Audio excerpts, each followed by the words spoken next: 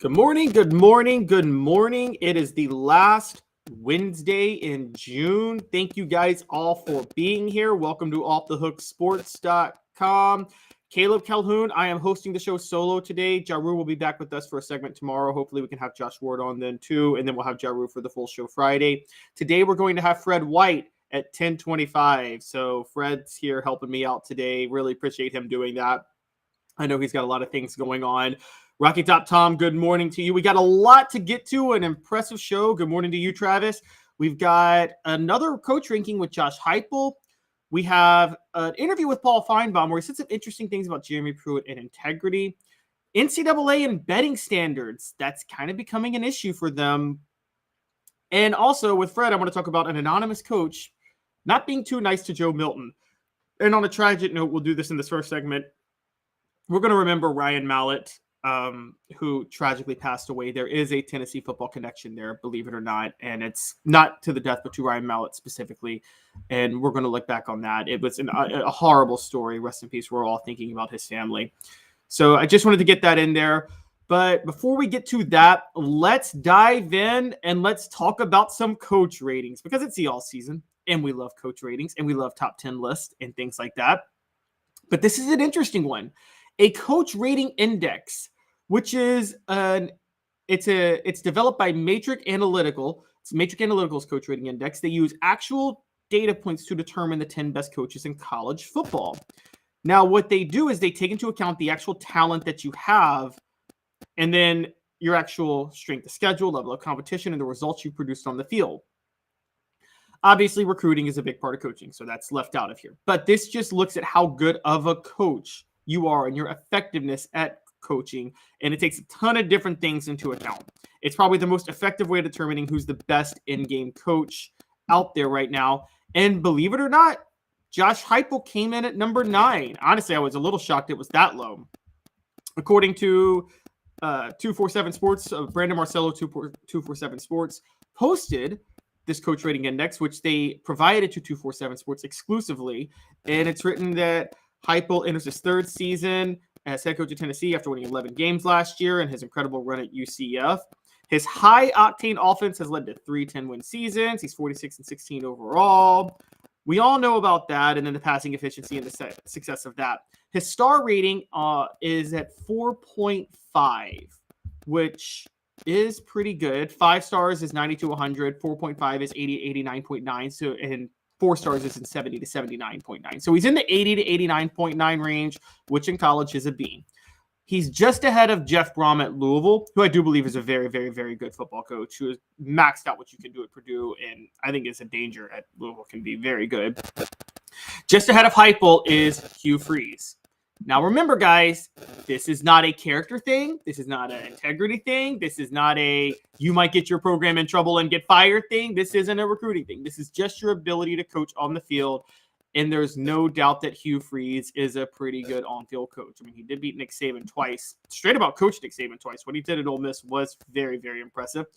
Just ahead of Hugh Freeze, shockingly, Chris Kleiman, Kansas State, comes in at 83.88 with the score. By the way, I should point this out. Hugh Freeze at 82.01, Josh Heupel at 81.12. Okay, so Chris Kleiman at Kansas State comes in at number 7. Really has carried the program beyond Bill Snyder, and you kind of have to give him a lot of credit for that. And so he has really maximized talent. I don't know if there's another level at Kansas State. We haven't seen it yet. We never saw it with Snyder, although Tennessee did almost play Kansas State in the national title game in 98, as we remember. Ahead of all of them, Jim Harbaugh at Michigan is number 6, 85.35. This is results-based, but I do believe it's also – well, okay, so Harbaugh recruits well, but I do believe there's an overachieving factor here because he hasn't recruited at a top 5 level until this year, and he's gotten Michigan into back-to-back college football playoffs, Big Ten championships. So Harbaugh, I'm shocked, is not higher. Dabo Swinney at Clemson, 90.54. That's results-based and solely results-based. I know he's brought in a lot of talent, and there's not a lot of competition in the ACC, but you still can't argue with – sometimes the results are so great you can't argue with them, even on an analytical basis. Now, the flaw in this, again, because it's so results-based and it doesn't take into account things that were inherited, is Ryan Day at number 4 at 93.38. I find Ryan Day to be massively overrated, as many of you know on this show. I think he's got a lot to prove. And so I don't think Ryan Day should be on this list. It's not taking into account what he's inherited and how he hasn't taken to the next level. The top three are not too surprising. Lincoln Riley is number 3 at 94.26. Josh Heupel is Lincoln Riley Circuit East. They run the same offense, and Lincoln Riley's doing it at USC.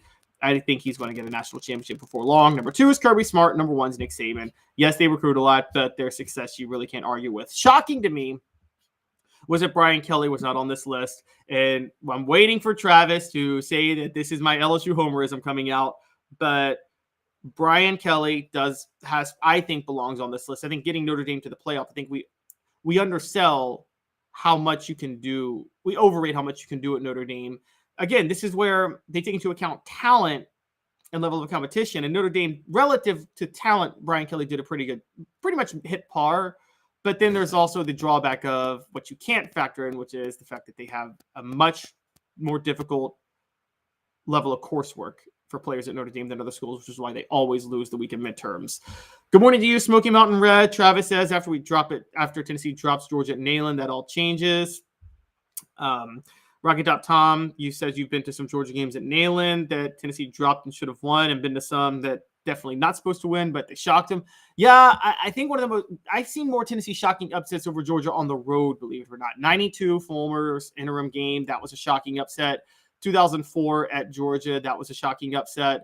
One of the most shocking ones, not a shocking one, but in 98 when Tennessee blew Georgia out. Guys, go back and look at that game. Georgia was actually favored in that game. It was the week after Jamal Lewis went down for the season and the injury. Travis, you said you take Heupel 100 times over Freeze and Kleiman of KSU. Okay, I'm with you on that, but I think you also have to take into account, again, this is solely just measuring results and talent. And Hugh Freeze has done a pretty impressive job on those things, despite all the other issues. Ryan Day's proven he's going to beat Youngstown State every year. Rocky Top Tom, that's pretty good. And I agree, Rocky Top Tom, Kelly belongs. Also, good point, Chip Kelly. Shocking that he's not in there. So that kind of threw me off. That's a good point. I will say, looking back on the Georgia games, Rocky Top Tom, the 24-3 comeback in 2015. Yeah, that's a good one.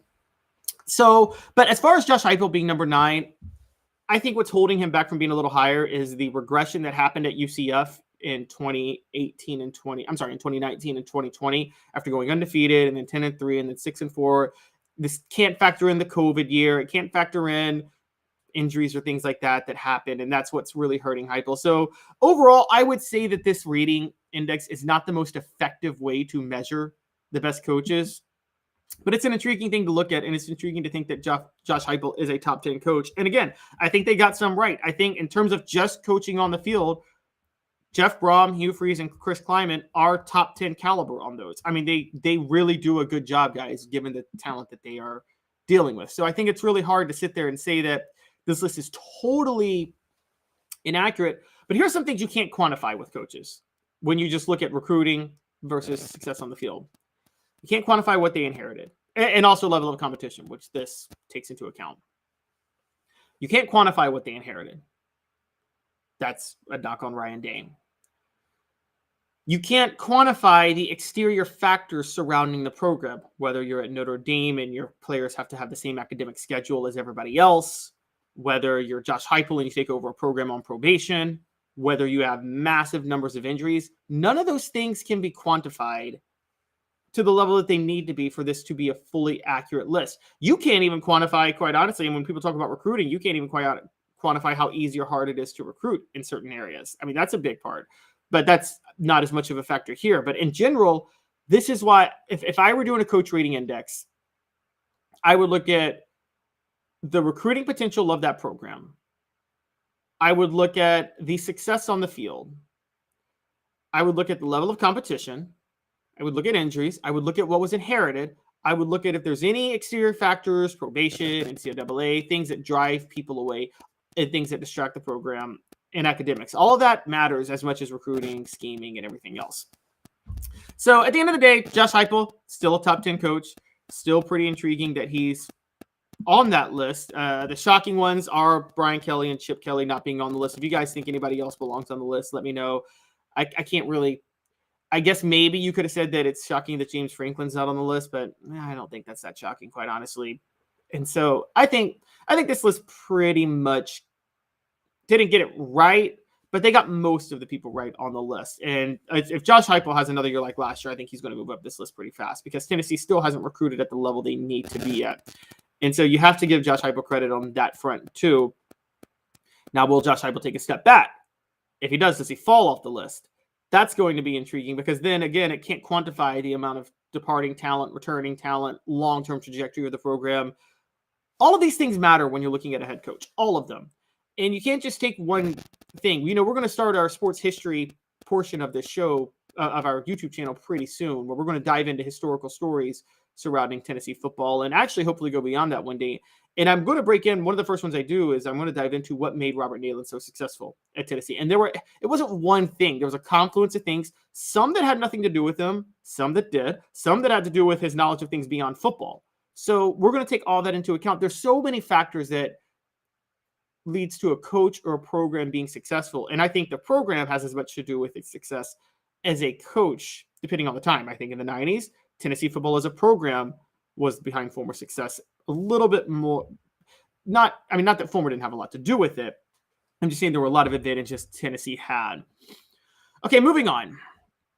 I want to talk about this tragic story. And I don't know if you guys saw, but former Arkansas quarterback Ryan Mallett died in an apparent drowning in Okaloosa County. That's over by where Destin is in Florida. He was 35 years old. Mallett played at Michigan in 2007 under Lloyd Carr. After Lloyd Carr stepped down, Mallett transferred to Arkansas, played for Bobby Petrino, helped really build that program during the Petrino years in 2009 and 2010.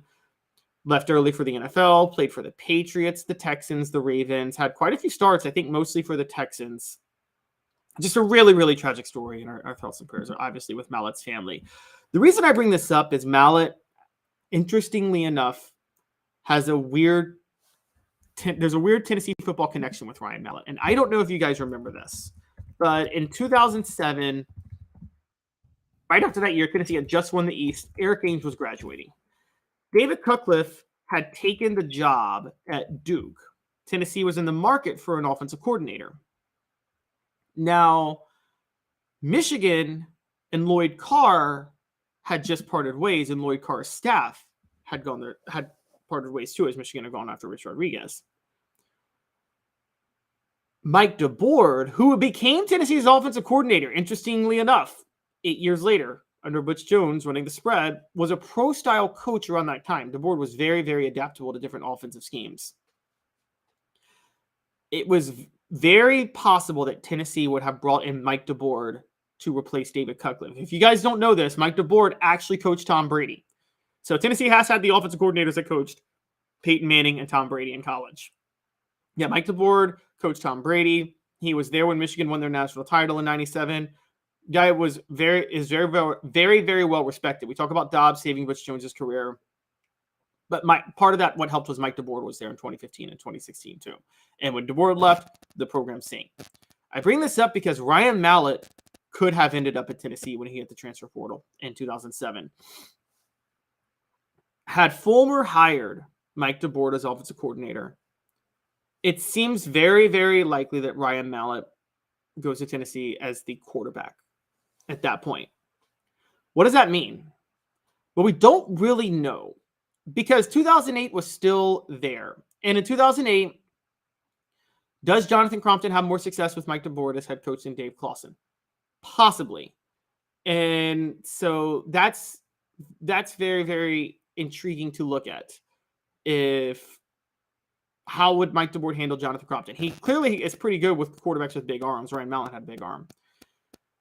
Does Fulmer do enough in 2008 to stay afloat? I don't think he goes 5-7, but if he goes 7-5, 8-4, does he still stay afloat through 2009? If you got Ryan Mallett coming in, I think maybe you do. And then say 2008, 2009, maybe Jonathan Crompton still holds the job as a senior quarterback. So the question really becomes 2010. Does Fulmer make it to 2010 with Mike DeBoard coaching Ryan Mallett? I'm telling you, that could be a deadly, deadly combo. Ryan Mallett was a very, very good college quarterback. We saw that when he went to Arkansas to play with Bobby Petrino. That was a match made in heaven, and Mallett helped Arkansas. Again, Now, Arkansas's best season under Petrino came after he left. It was 2011. That year they went 11-2, and their only two losses were to the two teams to play for the national title, LSU and Alabama. But they did finish number 5. And in 2010, they did go to the Cotton Bowl, and they finished 10-3 and ranked number 12. And if you guys don't remember, they had arguably the most exciting offensive game in the history of football when they played Auburn. Auburn beat them 65-43. It was 2010, kind of set the stage that the SEC is headed into an offensive era. But they scored top 25 wins over South Carolina and Mississippi State on the road that year, number 6 LSU at home, and should have beaten Ohio State in the, it wasn't the Cotton Bowl, it was the Sugar Bowl. I'm sorry, I got that mixed up. But Mallett was a very good quarterback, and you wonder, if Fulmer hires Mike DeBoer and Mallett goes to Tennessee, does Tennessee ever fall into the decade of dysfunction in the 2010s? I mean, it's a very, very interesting question to look at, because Ryan Mallett was a very good quarterback, and DeBoer would have done a better job with Crompton than Dave Clawson did. Obviously, if you guys are questioning about Crompton, Ryan Mallett would not have been able to play in 2008. There was the whole, you have to sit out a year when you transfer back during those days. So that's why the question is, what would Fulmer have done with Jonathan Crompton? Another question, what if Trooper Taylor was promoted to offensive coordinator as Cuckle's replacement? Does Ryan Mallett still go to Tennessee? Does Ryan Mallett go to Tennessee then? I mean, these are a lot of questions that are kind of unanswered. I don't think he does. I think Ryan Mallett was looking for the best possible quarterbacks coach, and that was Bobby Petrino at the time, however you feel about it. But we're talking, as I'm talking this through with you guys, a very, very, very strong possibility that Fulmer kind of has a second win because of Mike DeBoer and Ryan Mallett in the 2010s. And in case you guys forgot, the SEC East was really bad after Tim Tebow left Florida in 2009. South Carolina won it with a 9-3 record in 2010. I actually might have even been 8-4 with Steve Spurrier. It was the only time they won the East. That would have been Ryan Mallett's year starting no matter what. Had he been at Tennessee with Mike DeBoer, it would have been the peak Mallett year. Tennessee went 6-7 that year. That was the 13 men on the field penalty year with LSU. I'm telling you guys right now, if Ryan Mallett is starting that year and Mike DeBoer's running the offense and Fulmer's still head coach, they probably win the East. Now, they probably lose to Auburn. Don't get me wrong. They probably lose to Auburn because Cam Newton is having his Heisman year at Auburn in the SEC championship that year. But Tennessee is still staying afloat and showing that they're not falling off, and then they probably are still able to recruit at a high level, maybe even a higher level at this point. Because remember, Georgia was 6-6 in 2009 and 2010. That would have been the time for Fulmer to be able to have the second win, because Tennessee is at its best when Georgia's at its worst, because they can pluck talent out of Georgia. So if Tennessee stayed afloat in 2008 and 2009 and had a very good year with Ryan Mallett in 2010 winning the East, I think at that point you might see Tennessee going back to what they were doing in the 90s, which is just poaching the best talent possible right out of the state of Georgia. And then you're talking Fulmer having a second win in 2011, 2012, 2013, 2014, and maybe getting another national championship in there. Travis, you're trying to be a little sarcastic, Travis, saying he got the most out of Brady in college too. Oh, wait. Well, that wasn't Mike DeBoer's fault, okay? In case you guys forgot, Mike DeBoer, I'm going to pull up his background now, but Mike DeBoer was at the Michigan offensive coordinator from 97 to 99. And in 99, had Lloyd Carr not forced Drew Henson on Mike DeBoer when Brady was clearly the better quarterback at that time, Michigan probably goes undefeated and wins the national championship that year. I'm just going to be honest with you guys. The two games they lost because they were alternating quarterbacks, and Drew Henson dug a big hole, and Tom Brady had to bring him back both times.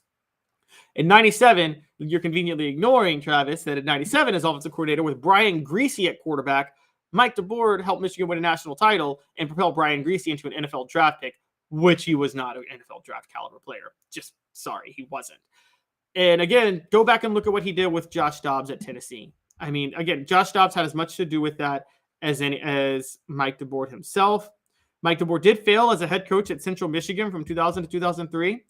But I'm going to be honest with you. Maybe the reason he failed as a head coach at Central Michigan was because his offensive coordinator was none other than Butch Jones. Yep, that guy. That guy was his offensive coach. So maybe... And then, of course, he went to work under Butch Jones years later. Oh, and also Mike DeBoer came back to Michigan in 2006 and 2007, and that's when Michigan had their revitalization from the 7-5 year in 2005, and then went 11-0 for the first 11 games of 2006 and finished 11-2, having just barely lost to Ohio State, who was undefeated that year. So I think you're underselling how well this could have worked out had Mike DeBoer gone to Tennessee. He was running the pro style. He would have been a perfect fit for Fulmer's system. He coached tight ends. It was everything you could want, honestly, at the moment. And when Mike DeBoer left and went to Indiana, when he left Tennessee and went there in 2017, Tennessee fell off. So this is a big what if. What if Tennessee hires Mike DeBoer as offensive coordinator instead of Dave Clawson? What if Ryan Mallett ends up at Tennessee? What happens with the program then, particularly with Georgia falling apart during that middle period under Mark Richt? They had like a renaissance in the mid 2010s, but they were bad in 2000. They were bad after Stafford left, and they were bad in 2009 and 2010 because of that. And that falling off could have really, really helped Tennessee kind of reach another level again under Georgia. So you really have to wonder, Mike, if this is just one of the biggest questions out there. What if Philip Fulmer had hired Mike DeBoer as his offensive coordinator in 2007 after David Cutcliffe left? So it's kind of a very intriguing thing to think about. And that's where Ryan Mallett's connection to Tennessee comes in. But again, we are all thinking about Ryan Mallett. It's a very tragic story. He was a pleasure to watch in college football. It's just a really, really, really sad story. So again, our thoughts and prayers are all with Ryan Mallett's family, and just wanted to bring that up. When we come back, Fred White will be here. We have a few interesting things to talk about with Fred, and it involves Joe Milton and him being at the Manning camp and an anonymous coach taking a bit of a shot at him. I'll talk about that in 2 minutes. We'll be right back. And Craving Wings South North Shore location, where we've heard people say that you can get the best wings in East Tennessee. Pero ¿quién es este? El número 87, Jacob Warren. I'll just do 6 of my sauce 87, please. Imposible, señorita. Dale 6 más. Look at these wings. Perfectas, deliciosas, fantásticas. Man, I don't know what you're saying, but it sounds awesome. How do you say fresh, never frozen in Spanish?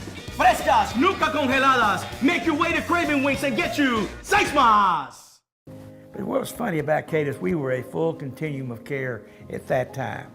We had detox, we had inpatient, we had outpatient. So we were doing a lot of the things that we do now. But now we just do them so much better. It's really a simple program, but we're complicated people. I am what I am, and now I got to do something about it. You can take your life back. Call Cadis today. Got cataracts? We can fix that. Never miss another moment. With a little help from Doctors Campbell, Cunningham, Taylor, and Hahn at cctis.com. Do you want to own the more that owns every job? Then get to Vassey Lawn and Garden in Cleveland and get you a Toro. I'm David Vassey, here to talk to you about Toro. With a Toro Zero Turn, you'll get more out of every minute and you'll reach the finish line faster. At Vassey's, we like to say, no matter if you're mowing 3 acres a week or 11 lawns a day, homeowners and business owners alike find confidence in equipment they can trust from top to bottom. Vassey Lawn and Garden, Highway 60 North in Cleveland. Man alive, it's worth the drive. Our family has been creating jewelry since 1986, each piece unique with a story all its own. I'm Rick Terry with Rick Terry Jewelry Designs. I'm a jeweler, and I want to be your jeweler. We're grateful that you chose us to be Knoxville's best jeweler. My family and staff look forward to serving you. So please come see us. Kingston Pike and Campbell Station Road in the heart of Farragut and downtown on Gay Street, right next to the Tennessee Theater. Welcome back to Off the Hook Sports. Caleb Calhoun here. I'm going to take a look at y'all's message boards real quick. Travis, any friend of Lyle is no friend of mine. Okay, you know, the coaching fraternity, a lot of people are connected with a lot of people. And Rocky Top Tom, this is great, and you're probably not lying. Can you really even refer to Butch as an offensive coordinator? I think of him more of just a bump on a pickle, wearing a headset and calling random plays. Well played, well played. I mean, again, this is probably why Mike DeBoer didn't work out as a head coach, because he had Butch coaching under him. Mr. Jones, Tom Brady, Tuck Rule, and Goodell cheating Pats are the only reason he ever won anything in the NFL. No, that's not. Okay, yes, did Tom Brady do a little shady stuff? Yes, a lot of shady stuff. Yes, but okay, he still was a very, very successful quarterback. Not the only reason he won anything. Still going, Mr. Jones. Peyton knows if Pete Rose isn't in the Hall of Fame, Tom Brady shouldn't be in either. Cheaters never win unless they cheat. Okay, not true. A lot of times cheaters just enhance what they were already good at. And sometimes people cheat to even the playing field. It just kind of depends on the situation. Tom Brady's cheating was it cheating? Yes. Should it keep him out of the Hall of Fame? No. Deflating footballs and Spygate was more Bill Belichick's thing. I'm not saying, look, there was clearly more going on with New England than other schools, but that's just kind of, come on, guys. And yes, the fumble was a little intriguing. Going to bring in Fred White here. Fred, thanks for joining the show. How are you doing today? I'm doing good, Caleb. How you doing today? Oh, pretty good. Just trying to chug along while Dave gets to chill on the beach. And well, when he comes back, he might be sunburned. That is true, and Dave gets very, very red. Fred, I'm glad I have you here because I actually wanted to quickly dive in. I don't know if you saw this, but Lindy's came out with their preseason magazine recently, and they do their anonymous coaches speaking on programs. And an anonymous coach speaking on Tennessee, wouldn't put his name to it, said Josh Heupel was lucky because Jeremy Pruitt found Hooker a diamond in the rough. And then he said, quote, Joe Milton is not the guy. They've got to find somebody else. With Milton, it'll be hard to replicate offensively what they did last year. What are your thoughts on an anonymous coach saying that? You know, that anonymous coach probably came from Michigan. But never thought of that. Because he left Michigan. But I've watched Joe over the years, and I think he did a really good job in that Clemson game and not having the top two receivers. And I know that's just one game, but from what I've heard, he did a really good job down at the Peyton Manning camp, and people came away impressed with him. So sometimes you will have a hater, and then, just because one person said something don't mean nothing. It don't mean a thing at all. So I'm not really worried about what anyone says. Let's see what happens. And oftentimes when coaches feel that way about a quarterback they've seen or may have worked with that didn't work out, it may work out elsewhere. Couldn't that just be a reflection negatively on that coach that maybe they didn't know how to tailor quarterback skills? That also is another part of it, yes. Just because you look at a guy, a good coach will make an average player good and a good player great. And a great player is just going to be a great player regardless. But your coaching style and what you teach, I can go back to every position coach is different, and depending on your client, the guys that you have in your room. Like if you're a quarterback coach, you have guys and you're a quarterback guy that's what you do. You know how to make them better. You don't just say, "Hey, this is my way of doing everything, and this is the only way it's going to be done." Sometimes you got to tailor it to how that kid is or what that kid does. I learned that from being a coach. Coached at CAK High School in Knoxville, Tennessee. And I had guys who were completely different type of players. Some that could only play zone, some could play man. But I had to learn how to figure out which way was best to teach that kid because each one is different. And just because Hendon Hooker did it this way, Joe may not do it that way. And Joe may be better doing it in another way. But I hate the fact that these guys always want to come out and say they want to be anonymous. They don't want you to know who it was. Hey, man, if you say something, stand on it. Plain and simple. Stand on it. Yeah, it's like it reminds me of the NFL draft when all these anonymous scouts will say stuff, and it's just like they're willingly hurting a player's draft stock, and sometimes maybe even hurting their future and they won't even put their name on it when they say it. A lot of times. Yeah. And that's a problem to me. That's the Skip Bayless situations I hate having to see. I remember a few years ago when Skip Bayless talked so bad about LeBron James in the championship game against Dallas, and I remember Mark Cuban going on there and roasting him, just kind of like, you don't know what you're talking about. because you didn't play the game. You understand it from a different point of view. You understand it from looking at it. You don't understand it from playing it. I actually remember that very well. Yeah, and I think Skip Bayless learned the hard way because I think he crossed a couple of lines with Shannon Sharp that, I think he kind of learned that maybe he needs, maybe don't trash a Hall of Fame athlete's career to his face. Yeah, that was, I couldn't understand why he did. And that's the thing for me. Like, you talk about it like you actually did it yourself. Right. You know what I mean? Exactly. Like, what's your credibility? Just tell me what your credibility is to be able to tell that guy he didn't have a good career. Yeah. Really? I mean, exactly. Getting to so going back to Milton, it's funny you brought him up at the Manning camp last weekend. Caleb Jaru and I were on Monday talking about this, and I'm just curious, what are some things you think he could have picked up at the Manning camp? Because we do know Josh Heupel's offense is very different from anything Peyton Manning himself played in. Where shorter drops, kind of quick, get rid of the ball quickly, not really going through reads as much. So what are some things Joe Milton could have picked up from Peyton Manning or any of the Mannings for that matter when he was at the Manning? I mean, for one, technique. That's one thing that never changes. You can always get better at that, regardless of what offense you run. It's your technique. It's how you throw the ball, how you position your foot, your follow through. What do you see? What are you reading? Now, if you're going to talk about getting better with Peyton Manning, the one thing Peyton knew how to do was read defenses. Regardless of what play you were running, he knew how to do that. And if you can get that information from Peyton Manning and understand how he read defenses, understand how you can hold a safety or hold a corner or hold a linebacker for the short route when he wants that one behind him, those type of things. Those are things that you get, to see with Peyton Manning and learn from him. That's like learning from Tom Brady. Like, they know how to manipulate defenses when they drop back. And that's something that you can do. That's, that's something that you want if you're a quarterback. Because if you don't know how to read, one prime example, Baker Mayfield didn't know how to read defenses when he got to the NFL, and it showed. He's kind of still trying to learn it now, but he didn't know how to read defenses when he got to the NFL. That's why he didn't do very well.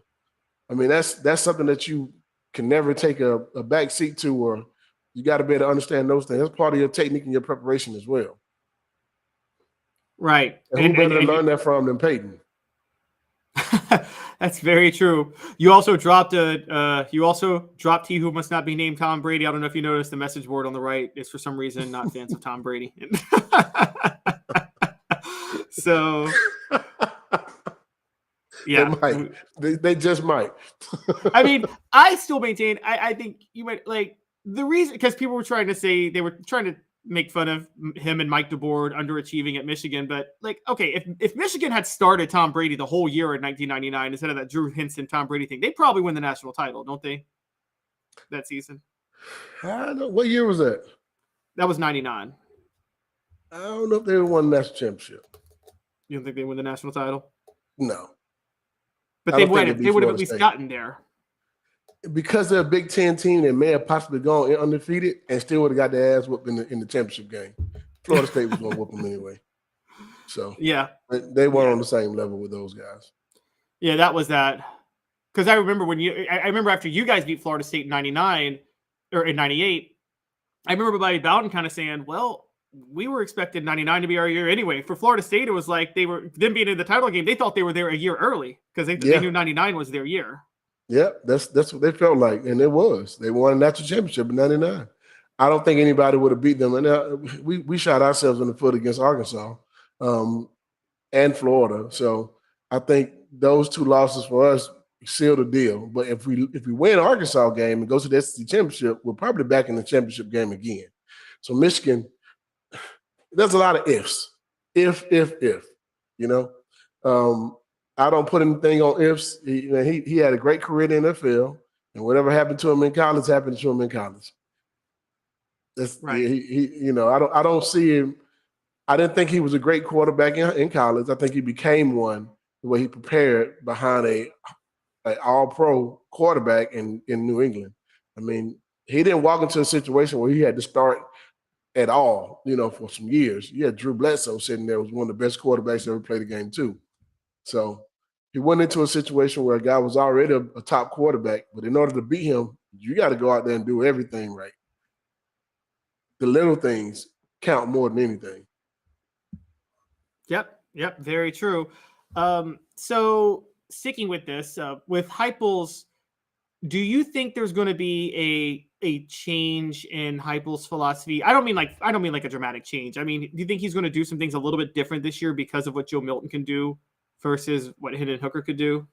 Yeah, I don't think Josh is one of those guys who's this is my way or the highway type of coach. I think he figures out what he has best and what best assets he has for his team, and that's it. You know, I think that's one of the things that made Hendon Hooker better. I think having Josh made Hendon better, and I think they both kind of benefited from having each other on, being around each other, and one being the other, just. I think that worked very well. I think Heupel looks at his guy and says, this is what he has, this is what I can do with him, and this is what we're going to do. Not, this is my system, and this is how it has to be done, and that's it. It's different. I don't think Joe Milton is the same type of athlete when it comes to running the ball as Hendon Hooker is, in my opinion. I think he could run the ball. I think he very well could. He's a big guy, tough, strong, but he's not as elusive as Hendon Hooker. So arm strength, I think he has more arm strength than probably has the best arm strength of any quarterback in college football right now. And some guys in the NFL. But you got to use his best attributes. That's like I was saying when I coach in high school football and even any sport. You take the best attributes of that kid and you try to just hone in on that skill, as opposed to just saying, okay, this is my way. He can't do it that way, then, well, that's it. No, some guys don't know how to bump and run. Some guys don't know how to play off man. Some guys don't know how to read a whole field. You look at what Lane Kiffin did with Compton. Before Lane Kiffin came, Compton was kind of an average quarterback. When Kiffin came, he became a really good quarterback that year. But one of the things they did was cut half the field off for him. So all his reads were on one side of the field instead of the entire field. But that's something that Lane Kiffin figured out and understood about him. And it made him a better quarterback. And then he became, once he learned how to do half the field, he had understood how to read the entire field from that point on. I think he had a really good season that year just because of that. But you got to be, as a coach, you have to be able to recognize those things about your players because they're not all the same. They don't all have the same skills. So. Yeah, I agree. And I noticed with Heupel, he does that too with, 2 years ago, Cedric Tillman was the go-to guy. Wideout, you relied on him a lot. Tillman gets hurt. Last year, he turns more towards the slot, Jalen Hyatt.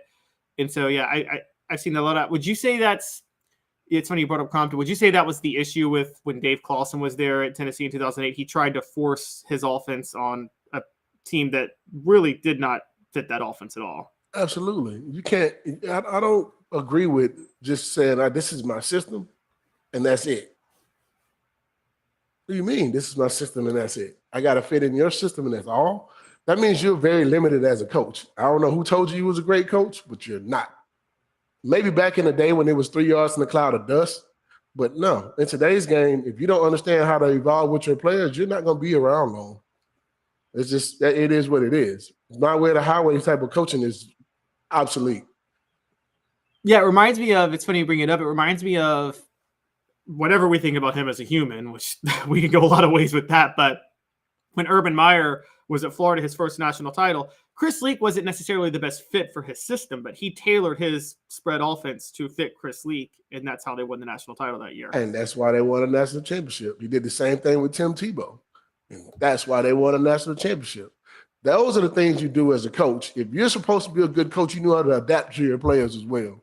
That, all right, this is my way. Hey, man, you need to go somewhere. That'll cost you some players in recruiting. If that's the way you coach nowadays, it's going to cost you some players in recruiting. It'll make you lose a guy like a Von Bell. It'll make you lose a guy like a Jalen Ramsey that could come to your school and but that's not the way you want to coach him. You know what I mean? Those guys are great athletes and showing it on the next level as well. You can't just be a system guy. You know what I mean? Sometimes the athletic ability has to be something that just oozes out.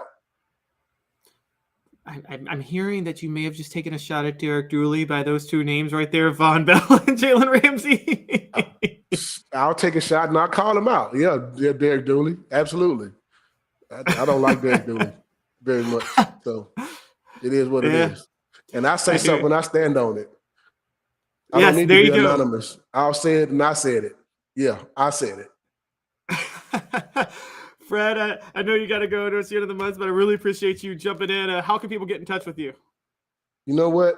They can give me a phone call at 770-381-0367, or they can go online and we're online at Fred White Allstate. You can find us on all social media platforms under Fred White Allstate as well. Give us a call. Check us out. We'd love to be able to help you out with your recruiting. I'm sorry, with your insurances, your auto, life insurance, and home insurance as well. We also do business insurance as well as commercial auto. So we have a full array of insurance that we can sell you, and we would love to be able to help you out. And one thing we will do, like I just said, we will stand on it. Fred, thanks a lot. One last question, because Dave's not here. Because I thought about this recently, but the year you first arrived at Tennessee was the year that Goody Mob dropped Soul Food. And the year before, Outkast had dropped Southern Playlist at Cadillac Music. Now, in the 2000s, Outkast was a bigger deal. Who was more famous in the moment, Outkast or Goody Mob for Georgia Outkast. Kids? It was still Outkast? They were the first ones to break the mold for it to be mainstream. Outkast is still the one. I love Goody Mob, man. Don't get me wrong. There's no group, period, better than Outkast, in my opinion. Rap group. I agree. Wu-Tang Clan will be a close second, but Outkast is it. Andre 3000 and Big Boy, baby. Yeah, I agree on the talent level. They're second to none. See, I'm a little bit younger, so I kind of paid attention in the early 2000s. So I was a Ludacris T.I. guy. But you don't get Ludacris and T.I. without Outkast. No, that's true. They were the first. That is true. They made Atlanta.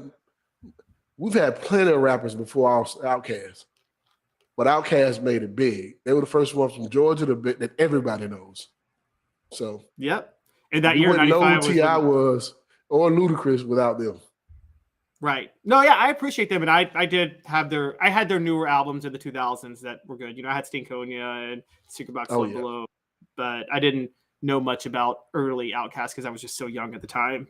But man, listen, Southern Playlist of Cadillac Funky Music is one of the most. It is an instant classic. You need to Google it and just. Oh, I've listened to it retroactively. I have. Just like I watched a lot of Tennessee football highlights from the early 90s, even though I wasn't a fan. I can retroactively analyze things and enjoy it. So yes. I see Outkast guys all the time. I ran into Andre 3000 at the mall one time. Oh, really? Yeah, man. I always hear that rumor that Atlanta's like it's like that. It is. It's like a small town almost, even though it's a big city. It is. Yeah. I ran into if you're in the city of Atlanta. In the downtown Atlanta area, anywhere around there, you'll run into a lot of guys. You'll run into a lot of people, actors, movie stars, artists, all kind of stuff. You see everybody here. Wow. It's like the music capital of the South. Yeah. On a smaller scale, Memphis has a lot of that too, but we're not as big as Atlanta, obviously. But yeah, we're a little bit bigger. Yeah. Hey, we started all the music though. It started with 8-Ball and MJG first. I get it. 8-Ball and MJG was good. Yeah, I got a lot of love and respect for them. If you went to University of Tennessee and you listen, you know who that is for sure. Yeah. All right, Fred. I know I took a little bit too much of your time on that, but thanks. I really appreciate you coming on, and have a great rest of your week. And let's troll Dave for not being here next week. Yeah. Let's get on it, man. Let's get on him. Let him know he went to the beach and left us out here in this working world. So yes, I hope he's enjoying himself. I hope he gets so red. I'm sorry. I'm going to hell. Have a good one, Fred. All right, man. Have a good one. You too. Yep. That was Fred White. Portions of the program are brought to you by Craft Treats. CraftTreats.com is your home for the best pet treats in the world. They even have CBD-infused treats that can minimize your pet's digestive, arthritic, or anxiety issues. Go to crafttreats.com. When we come back, we got a little more national news to talk about. Got a recent Paul Finebaum interview where he said some intriguing things that I want to dive into. And what should the NCAA do with their sports betting rules? That's a really, really interesting debate. I know some people on this message board and some people in our community aren't a fan of sports betting in general. So this will kind of be intriguing to touch on. Talk about both of those when we come back. 2 minutes. Sun, sand, and salt water, the beach is a very relaxing place. Unless you wear contacts. Ow! Open your eyes to the best the beach has to offer with LASIK vision correction from Campbell Cunningham Laser Center. Ah. Hi, Mike Davis here with City Heating and Air, reminding you to always dare to compare. Our team provides quality local heating and air service, installation, and maintenance across East Tennessee. We use only the best equipment like American Standard heating and air conditioning for your residential, new construction, or commercial needs. Honesty, dependability, and customer satisfaction have been the cornerstones of our business since 1961. City Heat and Air. Dare to compare.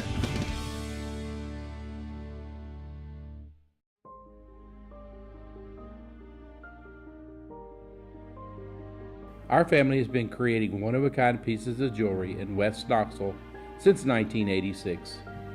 Each piece is a combination of unique processes that bring your idea to life. Every day in our shop, a truly special item with a story all its own is being manufactured in our facility, bringing the history and family sentiment into a whole new generation of life. We're grateful that you chose us to be Knoxville's best jeweler, a title that we value and respect. Because to me, being a jeweler and owning a jewelry store are not the same thing. I'm Rick Terry, I'm a jeweler, and we want to be your jeweler. Kingston Pike and Campbell Station Road in the heart of Farragut, and downtown on Gay Street right next to the Tennessee Theater. When you want a hard cider that's easy to enjoy, one that's crafted to perfection, you need Tennessee Cider Company. Some say it's the signature cider of the South. Others say it's the cure to your craving. They all say you'll savor every sip. With a selection of ciders free to sample, all it takes is one taste. Visit tncidercompany.com for more information, as well as to shop our ciders and merchandise online. Thirsty yet? Doors open at 10 a.m. Welcome back, everybody, to the show. There are a couple of things I want to point out. We're going to dive in a little bit more to this tomorrow, but congratulations to Tennessee for finishing 6th in the Directors' Cup standings this year. We talked a lot about their Vols athletic success. It's their best finish ever.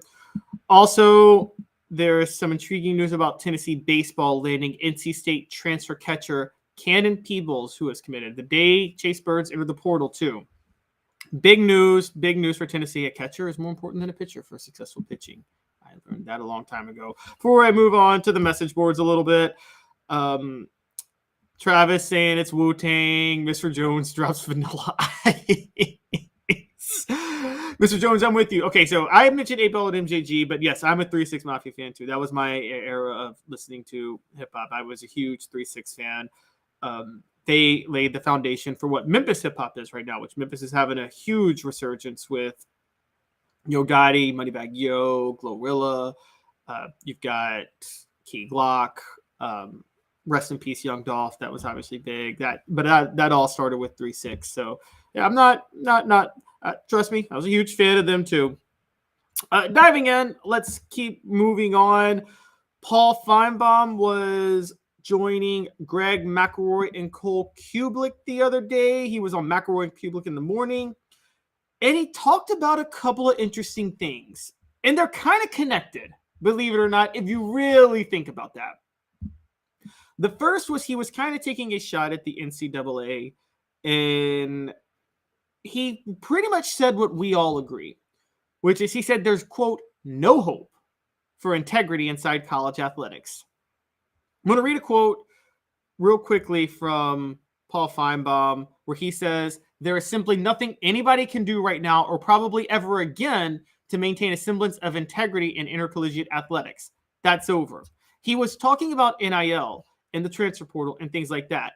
But he suggested to stop some of the problems, they should put stricter guidelines in terms of when and where. And when you talk about players transferring, there should be some sort of stricter guidelines on when and where they could transfer. I'm not so sure about that. I'm a little bit mixed on that. But that's a fair debate. Maybe say if you want to transfer, the school can block your transfer to other schools, but you can still go to those schools, but you still have to sit out a year. Now, if you graduate, you can just transfer anywhere. There's a way to talk about that, but it's kind of intriguing. But then he said, I don't think there's any help for, this is a quote from Finebaum, I don't think there's any help for NIL. I am bone weary of talking about congressional intervention. I simply don't believe that, and I don't think it's coming anytime soon. I agree with Paul Finebaum. I'm actually going to bring this up. I'm not one of those people that's like, oh, Congress and the government shouldn't get involved in anything. Stay out of everything's business. No, it depends on the situation. There's sometimes I think government regulation is necessary and government involvement is necessary. And there's sometimes I think it's not. I think it's silly and way too ideological to just be on a principle of reflexively always bad. It depends on what is needed. I think NIL, though, is one that I just don't think there's any fair way for the federal government to regulate this. I don't. I'm sorry. And the reason I don't think that is because there's no way for the federal government to regulate NIL. Now, somebody on the message board suggest this to me and tell me. But I don't think there's any way for the federal government to regulate it that doesn't involve taking money out of the hands of the student athletes and putting it back into the hands of the schools, the administrators, the boosters that they generate all that revenue for in the first place. I don't think it's possible, quite honestly. I think NIL is here to stay. And I think that, again, whether or not you're for or against NIL, if you want Washington to regulate it, you have to come up with a solution to me where the regulation won't result in the money that's going to these players going back into the hands of the coaches, the schools, the NCAA, and people like that. And if you can't figure that out, don't come to me for NIL regulation. Because the fact of the matter is the cat's out of the bag at this point. And what's going to happen long term is money is going to transfer from the NIL is going to take money away from long term coaches, NCAA officials, schools, things like that. They're all still going to be handsomely paid, don't get me wrong. But a lot of that money is coddled together through what the boosters prop up. And the boosters are now going to be reserving that money for players. This is why, as Josh Pate talked about the other day, there's going to be a Moneyball era for coaches. There's going to be people are going to start looking more for coaches they can get on a bargain. There's not going to be there's going to be a lot more pressure on buyouts and things like that with NIL. You're not just going to be able to get a coach and open a dump truck of cash and say, hey, if it doesn't work out, I'll just pay the buyout and call it a day, because that money needs to go to the players. And that's a good thing. That's a good thing. Coaches were making way too much money for falling on their face too many times. We just had Fred on. I'm pretty sure Fred feels that Derek Dooley got way too much money to walk away from his job after 2012. Okay, when he was fired. I mean, that's just how it goes. So I would say that, again, there's two questions: liking NIL or not liking NIL. That's over. That debate's over. NIL's here. So you can't not like it. The second question becomes regulating it somehow. And again, here's the problem with college football. The revenue that the schools generate, not booster based, but the schools themselves generate, that the players generate for the school, is used to fund all the other non-revenue producing sports programs. This is why you can't have players be employees as much, because that money that the schools would be paying them needs to go to other programs. This is where NIL was the best compromise. So if you're going to have any regulation on whether or not you're going to pay them, you're going to regulate NIL, anything like that, you got to figure out two things. I take this back. You got to figure out, one, how this money does it, how you can keep this money that they're getting now from going back into the hands of the administrators, the coaches, and the NCAA. And you got to figure out, two, if any regulation you do will prevent the football program from still generating the necessary revenue to support the non-revenue producing sports, which is crucial for Title IX's sake. There's just no way you can regulate it without compromising one of those two things. I just don't see how it's possible. If somebody has an idea, come to me. But one thing I don't want to hear is complaints about poaching players in the transfer portal or the idea of tampering or whether or not you can stop that. I don't care if they're tampering. Coaches are tampered with all the time. How often are coaches? Back in the day, this is for people who think back in the day. So back in the day, coaches used to get hired in January, maybe even February. I mean, it wasn't that long ago. I believe Nick Saban was hired in January of 2007, by the way. So don't quote me on that, but that used to be par for the course. Now coaches are hired the day after their last regular season game. And oftentimes before they may have a conference championship game, they may have a bowl game. It's in the season when they're talking to these other schools if they're looking at another school. How are you going to say that coaches can do that, but then say you can't reach out to players who are playing at other schools who may look to transfer? That's just not fair. That's not a fair way to look at it. So I honestly believe that NIL and the transfer portal, for the most part, I don't think they need to be touched. If anything, the only thing you need to do is create a work-life balance for the coaches to say that they can't talk to players around certain times, so no coach feels pressure to have to do it all the time. It's the only way I'd go with it, quite honestly. Now, Finebaum also had a very intriguing take about one Jeremy Pruitt. And Finebaum said he doesn't see it being a long time before Pruitt works again. According to Finebaum, this is based on the Tennessee case with the NCAA, which, by the way, still has not been resolved. He said it came down to litigation. Quote, ultimately, it came down to litigation, and the NCAA started losing in court. Same reason we got in NIL, and they started losing on NCAA enforcement cases too. So the NCAA tried to come up with this IARP and all these other means, and they simply don't work. And I think the most interesting case left on the board is Tennessee. And I think all these indications are that Tennessee will come out of whatever it's been in better off. Finebaum later went on to say, I wouldn't be surprised to see Jeremy Pruitt on a campus near you as an analyst within weeks. Because I think ultimately he'll be able to move back to the field as a coach, because I think that's where we are right now. And it's a combination of not only what the organization, of what the organization and how they feel, and I'm referring to the NCAA, but it's everyone else.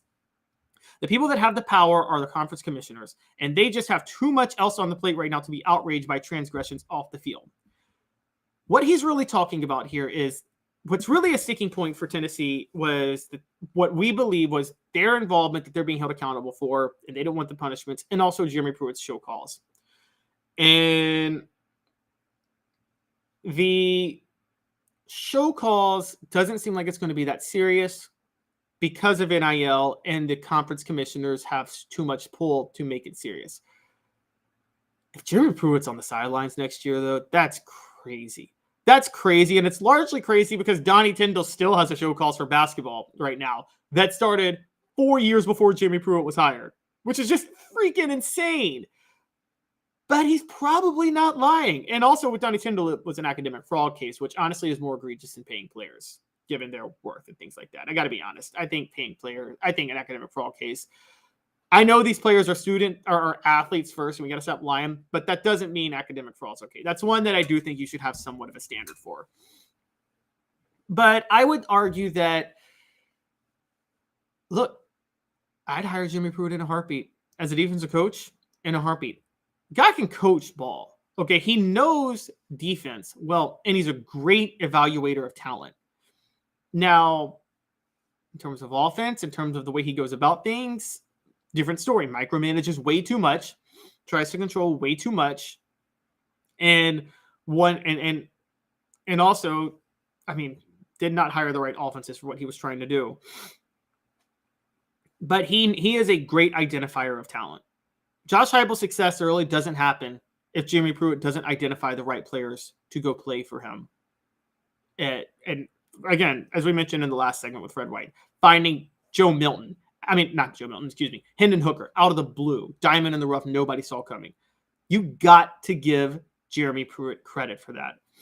And the Duke can scout talent, and so I got to say I agree with Finebaum. I think Pruitt will be on the field pretty soon. So interesting stuff from Paul Finebaum. I encourage you guys all to go check out it. It's with Greg McElroy and Cole Kubelik. The show is McElroy and Kubelik in the morning. And I know he talks about how integrity can't be, there's no hope for it. I say, who cares? It's entertaining. Are you not entertained? So that's where I would go with it. Going to the message boards real quick before we get to the last point. A few interesting takes. Back to the music talk. This is kind of funny. Can Tennessee... Oh, Thomas Shaw has a great question. Can Tennessee beat Georgia this season in football? Yes, they can. They are a trap game for Georgia. I would say watch out because there's a very, very, very good chance they do some real dangerous work on Georgia this year. They get Georgia at a good time. Mr. Jones, we're talking about music artists, and Mr. Jones says Ja Morant. Well played. D says Zeppelin. D, you can save your classic rock talk for when Dave gets back on the show. All of you guys born in 1843 or whenever. Sorry. I'm sorry. Rocky Top Tom, I know you're not an NIL fan, but it is what it is. A great quote by D here, actually. This is interesting. Paul Bear Bryant said, quote, he never paid a player more than the going rate. Integrity was out the window before then. Yeah, integrity's never really been in college sports. So this idea that it's ever been on the up and up is just laughable. Okay, this was a feel-good thing you guys all told yourselves, that it was about academics and the scholarship and the pageantry. No, it was about playing football and trying to get to the NFL. And if people could get paid, they were going to do it. Mr. Jones says NIL sets its own market as long as they pay the taxes on it to the government, don't care. Nope, that's a good point. Rocky Top Tom, very good point, followed up. There's no way for either Congress or the NCAA to regulate any of this. Yes, schools are paying kids, but you don't institutionalize it. You punish it when it's discovered. Yeah, but Rocky Top Tom, what you're doing at that point is you're just allowing for a system where you can lie to yourself because you knew it was happening and you just didn't want to. You wanted to purposely turn a blind eye if that's how it was happening. We all knew it was going on. This way, you don't have to feel any sort of cheating you don't have to feel any sort of type of way when it's happening. And it's not really institutionalized. I would argue it's the opposite of institutionalized, because if it was institutionalized, the NCAA and Congress and everybody would get involved and set something up. No, it's just people are paying players and giving them endorsement deals. And by the way, we're blaming the schools in the NCAA. Has nothing to do with that, Rocky Top Tom. This was done by the Supreme Court, which literally said it's unconstitutional for players to not be allowed to make money off their name, image, and likeness. So, and unless you're going to blame, if you're going to blame anything, you got to blame the Constitution at this point, because it violates labor laws that were held up. And so I just, there's no other area of American society that's like this. So I just don't think that no one's really at fault for NIL existing. If anything, the NCAA is just at fault for not getting out ahead of it. Mr. Jones, great take here. Name, image, and likeness will be the end of the NCAA, who never could accomplish anything. Well played. And Mr. Jones also suggests Jeremy Pruitt plays Matthew McConaughey. Aight. And Rocky Top Tom, Jeremy Pruitt belongs on a football. Jim Pruitt has as much business being allowed back on a football field as politicians do teaching ethics classes. Okay, well, believe it or not, I think a lot of politicians do teach ethics classes. I could be wrong on that, but a lot of them are professors on the side. So it's very, very, very intriguing. All right. Before we get going, portions of the program are brought to you by Zen Sports. Zen Sports is the new sports book in Tennessee, revolutionizing the way you earn sports betting rewards. That means no more deposit bonuses that turn into deposit nightmares. On Zen Sports, what you see is what you get. And with their cash rewards program, you get a lot of cash. For a welcome bonus, earn an unlimited 5% cash back on your betting volume for your first 15 days when you sign up with the code HOOKED. That's right, unlimited 5% cash back. Keep betting and keep earning with up to 3% cash back on your betting volume every month after that. And refer friends to earn a percentage of their betting volume as cash rewards too. Zen Sports is bringing the cash back to Tennessee. So if you bet big on sports, you want to be betting on Zen Sports. Zen Sports betting just got better. And speaking of betting, before we get there, I will answer this question. Rocky Top Tom, does Tennessee get Cam Franklin after losing out on William Nwaneri? Thoughts, anyone? I do believe Tennessee is going to get Cam Franklin. I do believe that. That's what all signs point to. So it's, but again, edge rusher is a little bit difficult to project because Tennessee actually does have pretty good edge rushers. So it's kind of a question on what's going to happen. Did they lose out on William Nwaneri? I think Nwaneri is still, his recruitment is still open. I didn't think Tennessee was going to lose out on him. Let me look it up. I don't think he's committed anywhere yet. So if there's any news on that, let me know. I'm not so sure that I think he's still available though.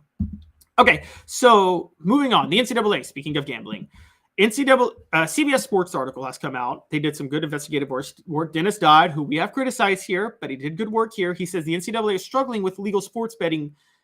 I'm sorry, I'm having trouble talking.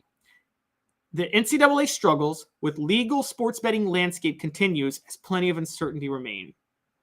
So the NCAA, with the proliferation of legal sports gambling across the country, is having a hard time dealing with and figuring out how to regulate this.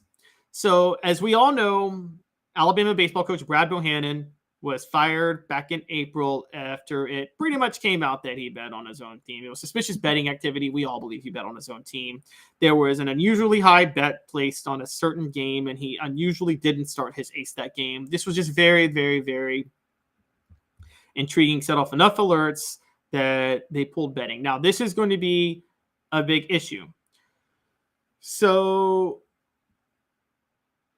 the question is that the NCAA is trying to figure out, is that evidence of a growing problem, or is this proof that the NCAA's regulations have worked? So right now, there's a long-standing rule at the NCAA that employees, coaches, administrators, and athletes cannot wager on any sport, amateur, pro, or college, in which the association sponsors a championship. So basically, NCAA people cannot bet on NCAA events. Period. End of story. That's just how it goes. Now, Matt Holt, president of U.S. Integrity, says that needs to be reconsidered. He says, at the end of the day, you're not likely really having any influence. Why can't a baseball player at LSU bet on a basketball game involving the University of Michigan? So here's my question for the message board. Should NCAA people be allowed, say an NCAA football player, should they be allowed to bet on an NCAA basketball game? Should the standard be, if you are an NCAA athlete, you can't bet on any NCAA event, period, of the story? You can't bet on any NCAA event involving your school. You can't bet on any NCAA event involving your sport. You only can't bet on NCAA events involving your school or your sport, or you can just bet on whatever you want. Now, my standard is, I'm just going to be honest, if you're an NCAA athlete, you can't bet on any event, the NCAA. I am pro sports gambling. I am pro legalized sports gambling, but I am very, very strict on betting. And here's why. NCAA athletes, if you guys know how, for those of you who've gone to college, know that athletes hang out in cliques a lot. A lot of football players and basketball players are friends. Basketball players, women's basketball players, basketball players, softball players, baseball players, basketball players. They're all friends with each other. They're all very connected, much more connected than you and I. So I don't think it's, and also many of them play multiple sports sometimes. Because of that, I don't think it's appropriate for them to be able to bet on any other sports because they have too much insider information and that can skew the betting lines, which is as bad as betting against yourself in a game and losing on purpose. It's as bad if you look at the natural end result of this. And so I think the best thing for the NCAA to do is actually to keep what they have. And I can't believe I'm giving the NCAA credit for this, but I think this is a good rule. You can't bet, if you are affiliated with the NCAA, you can't bet on anything affiliated with the NCAA. It's just that simple. I think it's way too dangerous. It sets way too dangerous of a precedent, and it opens the floodgates of some really, really, really big issues. In gambling, look, it's insider trading. I'm just going to say what it is. It's insider trading, and this is where Congress should get involved. I don't think Congress should get involved with NIL. I think they should get involved with gambling. Okay, they should be stepping in for these leagues and saying, this will not be tolerated. If you bet on the league you are playing in, you will go to prison. If you bet in the stock market on a business that you run, that's insider trading and you go to prison. It should be the exact same for betting on a sport you play or an organization you are a part of in athletics. You should not be allowed to bet on NCAA events if you are an NCAA athlete, if you're an NCAA employee, if you're an NCAA coach, an NCAA administrator, whatever it is, you should not be allowed to bet on that. That is a massive, massive conflict of interest, and it will derail the NCAA. So what I'm saying is they should stick with where they are right now. I don't think the Alabama situation should raise any red flags on them needing to change anything. I argue that that's proof that it worked the way it should have. He was placing bets he shouldn't have placed. The NCAA figured it out. He got fired and he got in trouble. That's just how it went. So I think personally, I just think that you should not be allowed to gamble on sports you play. So a couple of interesting points. Rocket Top Tom, you bring up a great point. You say, so Congress, the people who make money on illegal insider trading, are supposed to regulate sports betting. That's a great point. We all agree it's ridiculous that Congress can insider trade. But that doesn't mean that the laws against insider trading shouldn't exist, which they do have laws against insider trading. So and Gary Harper jumps in. Welcome, Gary Harper. Says, you want Congress to speak out against insider trading? Okay, I get y'all's point. Yes, members of Congress do insider trading, and it's ridiculous, and they shouldn't be allowed to do it. That doesn't mean we should get rid of insider trading laws, though. It was Congress that passed insider trading laws. So, again, they're upholding the laws, just not for themselves, okay, which is a ethics issue on its own, but that does not mean we should be getting rid of insider trading laws altogether. That would be crazy with the stock market and how things go, okay? So I would say that whatever your feelings on members of Congress are on insider trading and things like that, and of course it's a problem, and I have no problem with trying to call it out everywhere you get, every chance you get. That doesn't mean insider trading laws shouldn't exist, and that doesn't mean there shouldn't be laws against gambling on sports you play, because that is a form of insider trading. It just is. And you guys can't convince me otherwise. There's just no way the sports can't survive if insider trading becomes a part of it.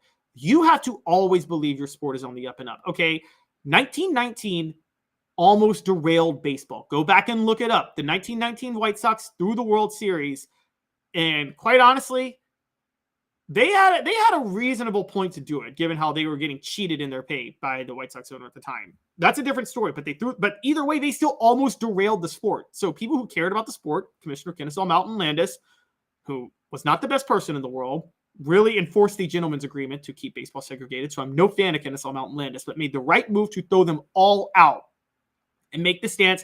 This will not be tolerated, because they nearly derailed baseball. And if Babe Ruth doesn't start putting on a show start putting on a show in the 20s, baseball gets derailed.